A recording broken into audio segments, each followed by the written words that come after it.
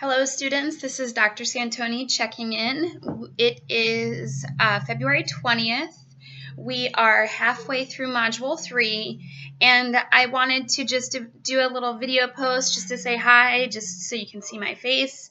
And I took some notes on the Blackboard discussion that I just wanted to share with you.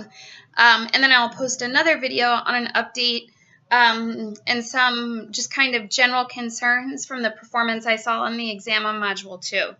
But just some feedback. When we consider exercise in the brain, the material that you reviewed, I think, is very insightful and shows that there are a lot of inroads that are being made right now in this area. What kind of exercise? How intense is the exercise? What kind of impact are we seeing on the brain?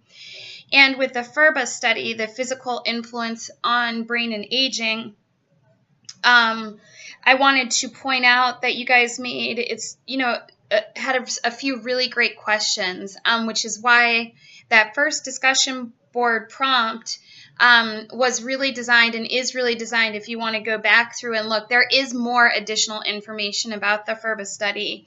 And one of the questions that you brought up on Blackboard is, does it matter when the exercise starts? So does it have to be in the 60s? What happens if somebody already has dementia or is showing signs of an aging brain? Can they start it when they're 80? Could they start it, does it matter when you started the exercise? Does the effect still does it still have a positive effect? Mason and Tyler, thank you for your shares.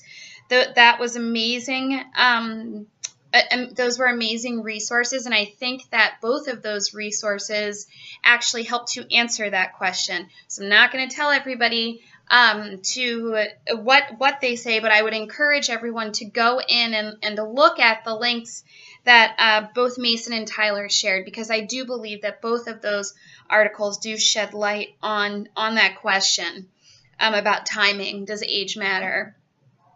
There was another comment on Blackboard by Quinn that is there a better way to get this information to the public? What I always find very compelling about this study is that it really does look at aerobic activity versus task-oriented skills, stretching and toning. And I think what this study clearly suggests is that aerobic exercise, or exercise that elicits an increase in VO2, is the most effective way to see this change in brain health. They didn't only see an improvement in cognitive function, but literal improvement in the size and shape of the brain. I still believe that in the populace, when you ask them, how do you maintain and improve brain function, the general concept is still very much, skill-oriented tasks like crossword puzzles and reading. And I think what this study shows, and agreed Quinn, that there needs to be a little bit more kind of publicity behind it, is that really what you need to do is exercise, get your VO2 up.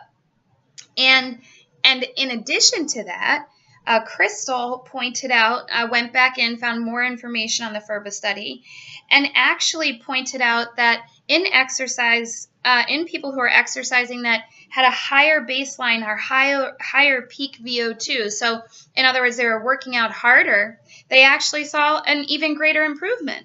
So here we go. So should you walk? Should you run? I think there's adequate information that suggests that you should run. That you should get your VO2 up as high as you can. If you can run. When should you start? At least at 60. But if you haven't started yet, is it lost? No.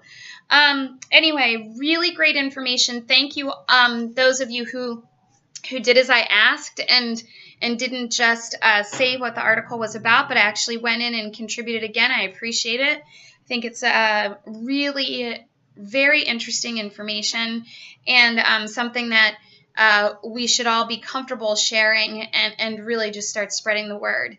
So good job. I will be checking in again in a minute regarding the end of Module 2 and your grades on exams and so forth.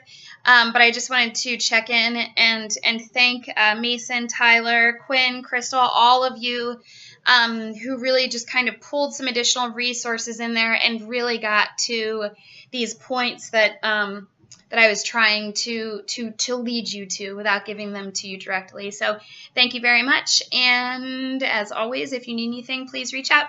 Okay, thank you. Bye.